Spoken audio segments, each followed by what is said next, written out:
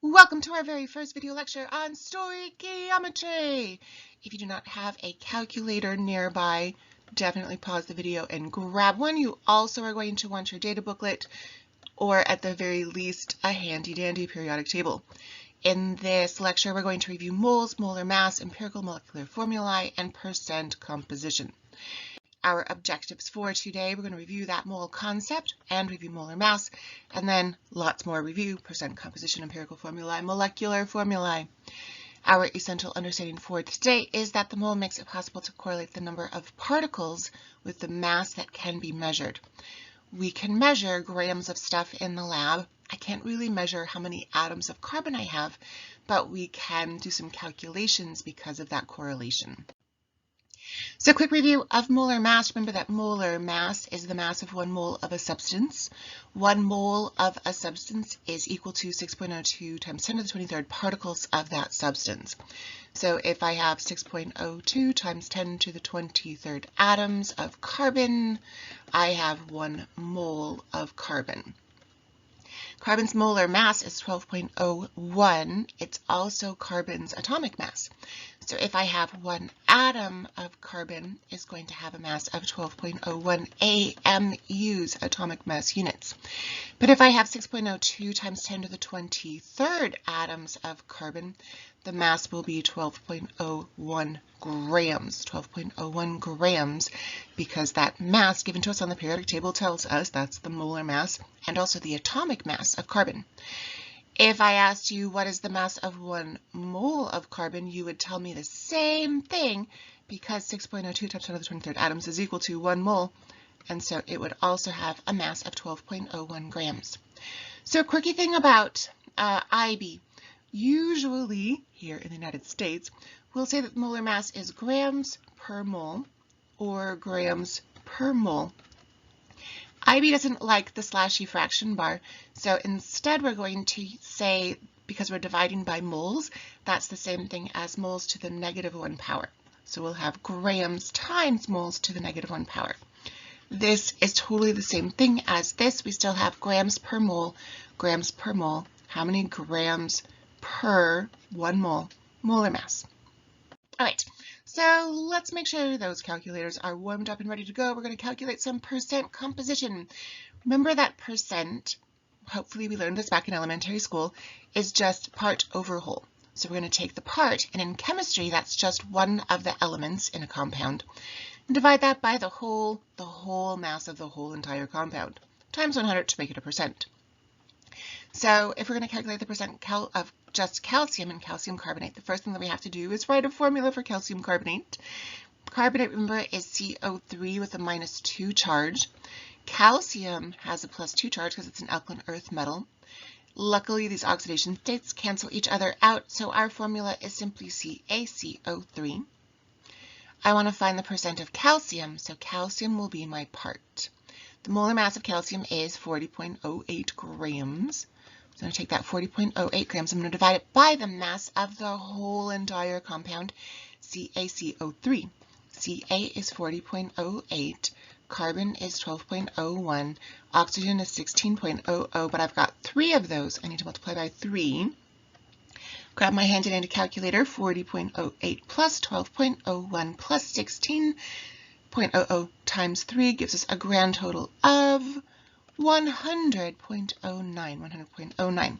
So this is the molar mass of just calcium, and then this on the bottom is the molar mass of the whole entire compound, times 100 to turn it into a percent, and we get a grand total of 40.08 divided by 100.09 equals 0.40039, lots of digits.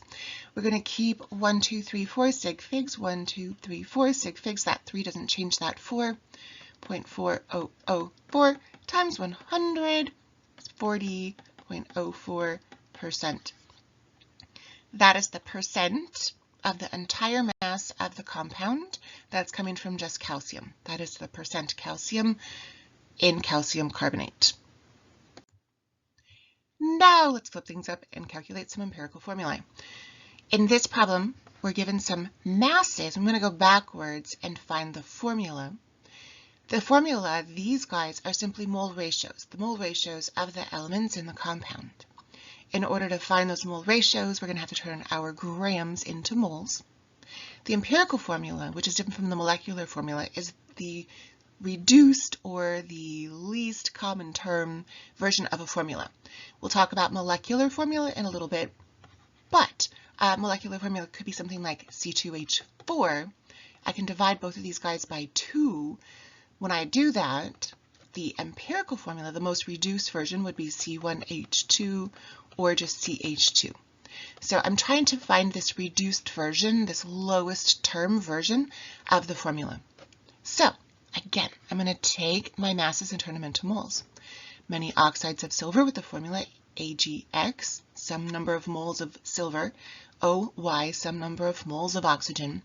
All of them decompose into their elements. Luckily, oxides of silver, the only 2 elements are oxygen and silver. When we heat 3.760 grams of silver oxide, which will be silver and oxygen, 3.275 grams of silver remained. Determine the empirical formula of silver something, oxide something. So let's go ahead and turn our grams of silver first, into moles of silver. 3.275 grams of silver. To turn grams into moles, we're going to divide by the molar mass. The molar mass of silver, according to the handy dandy periodic table, 107.87 grams per mole.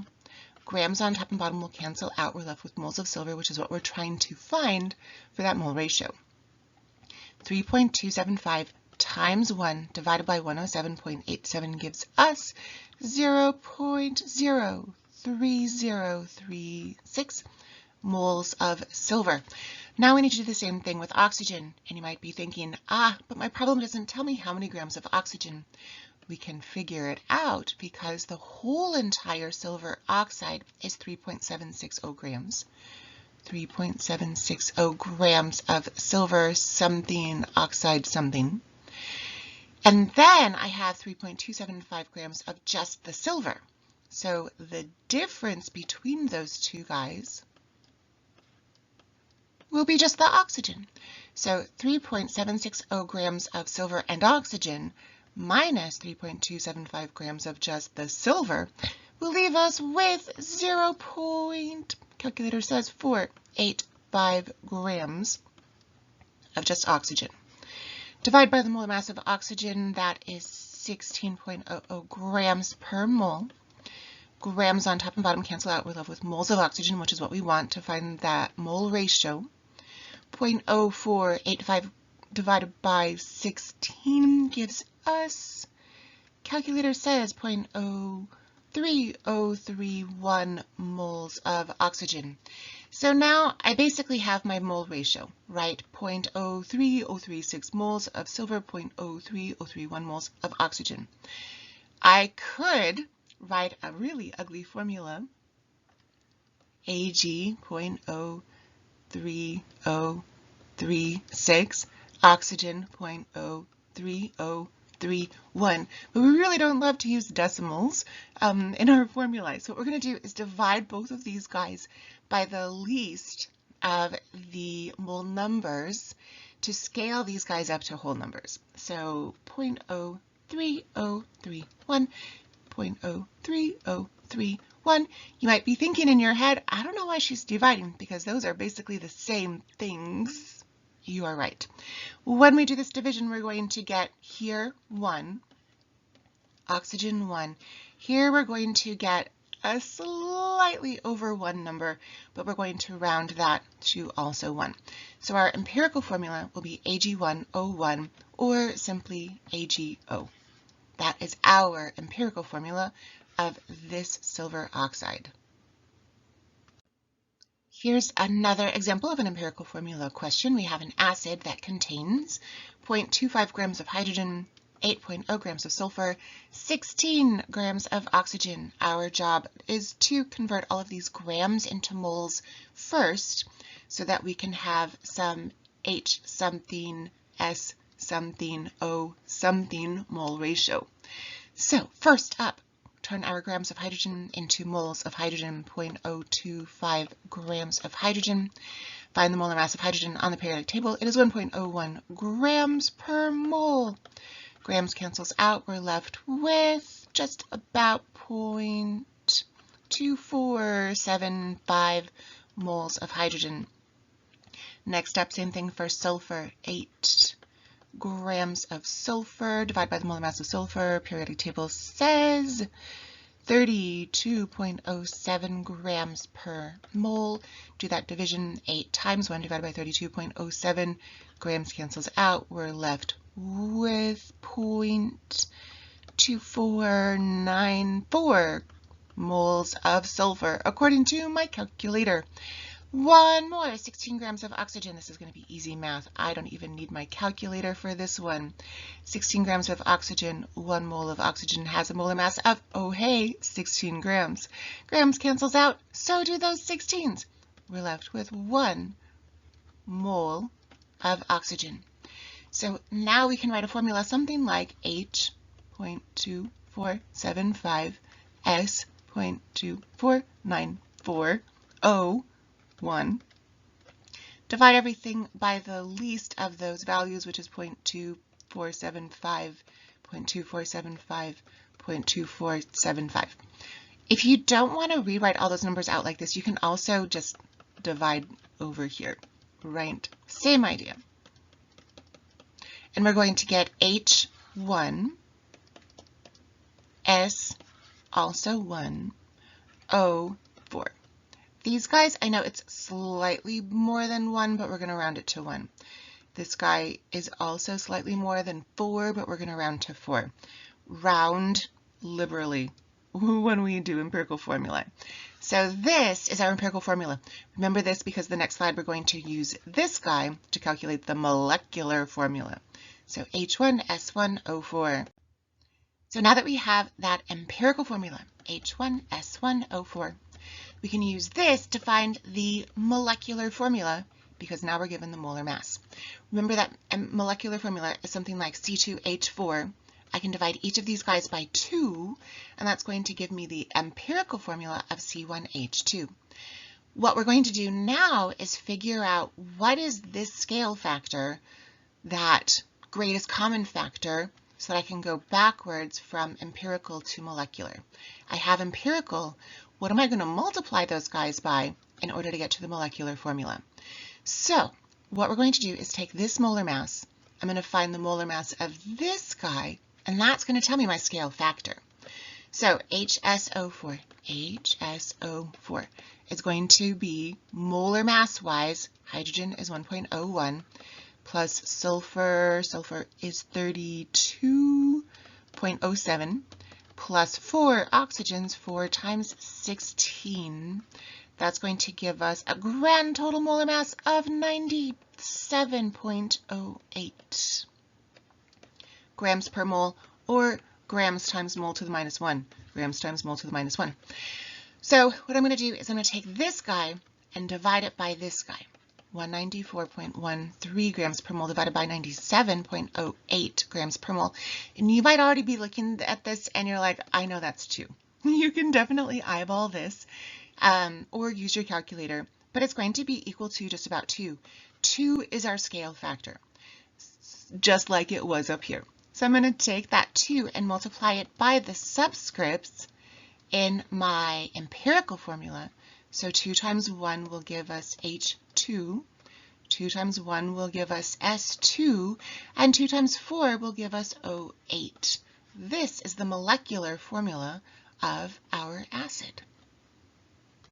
Sometimes we are given a structural formula and asked to find the empirical formula. So this one is tricky because all you have labeled are oxygens. And you're like, well, there's an O2. We definitely know O2.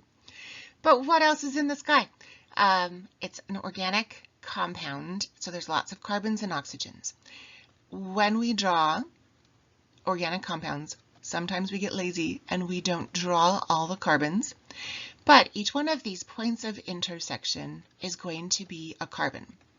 So I definitely have carbon, carbon, carbon, carbon, carbon, carbon, carbon, carbon, so many carbons. 1, 2, 3, 4, 5, 6, 7, 8, 9, 10, 11, 12.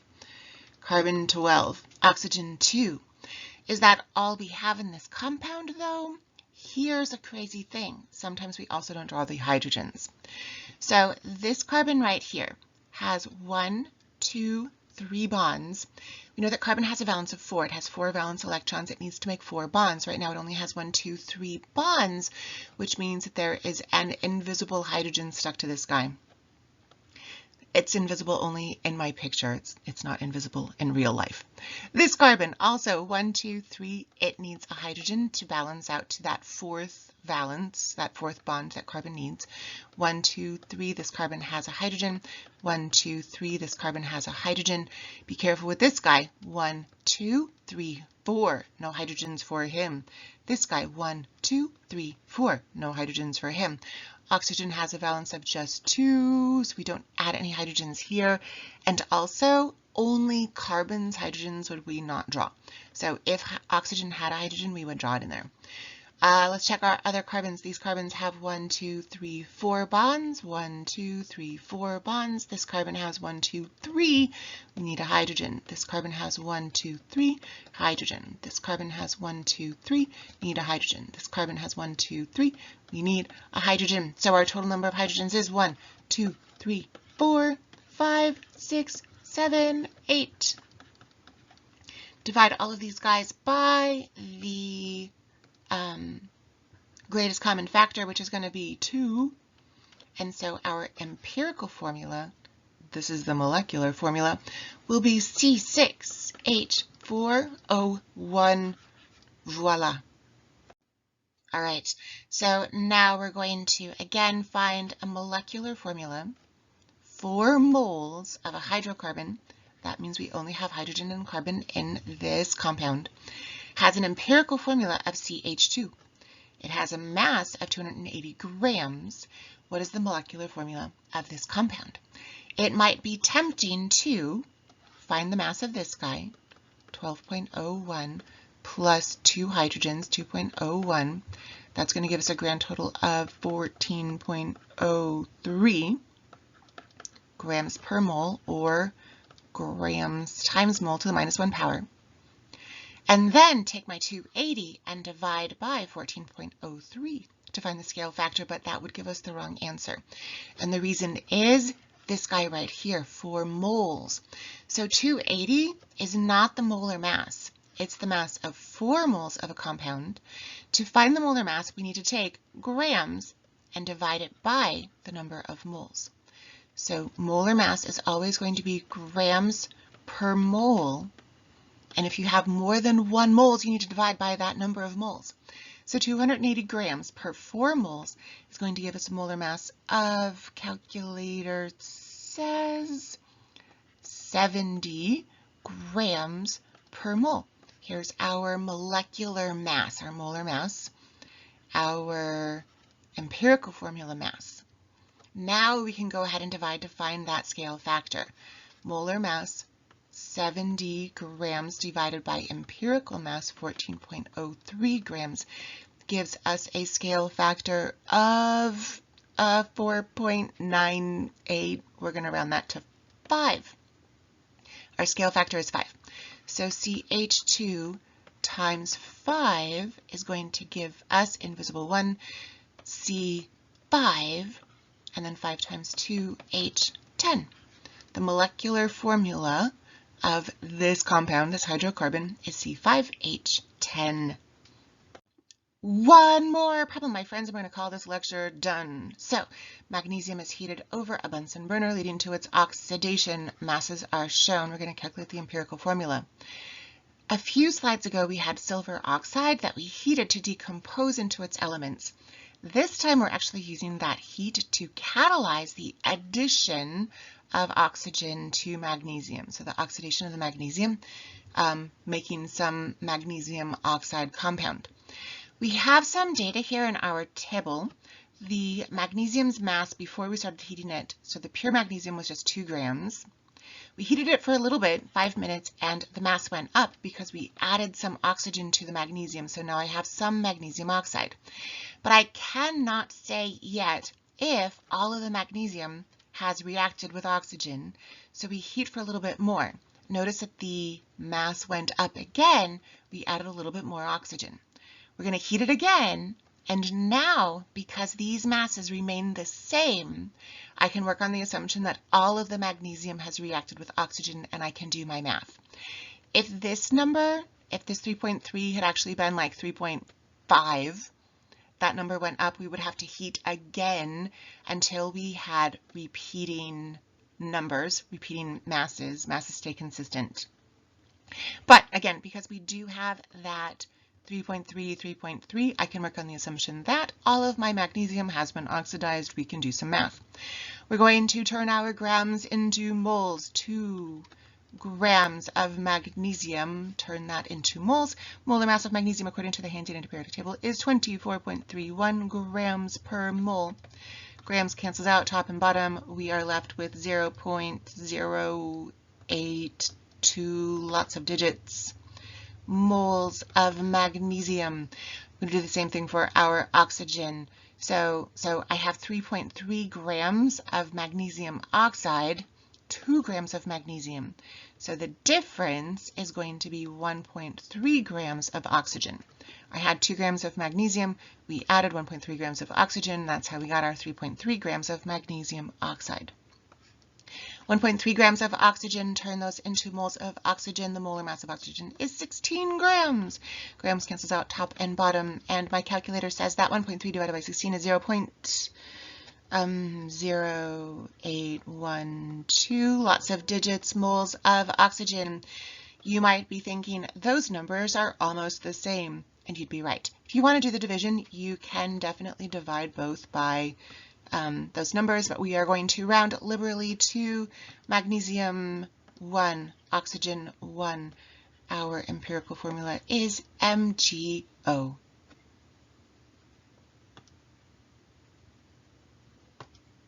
And my friends, we did it. We accomplished stoichiometry, lecture number 1. We reviewed the mole concept. 6.02 times 10 to the 23rd particles of something is equal to 1 mole of something. We reviewed molar mass, it's the mass on the handy-dandy periodic table, in grams per mole. And then we reviewed percent composition. Remember that percent is part over whole times 100. In chemistry, the part is the element, the whole is the whole entire compound. Empirical formula is that reduced version. Molecular formula is the scaled up version. Good work.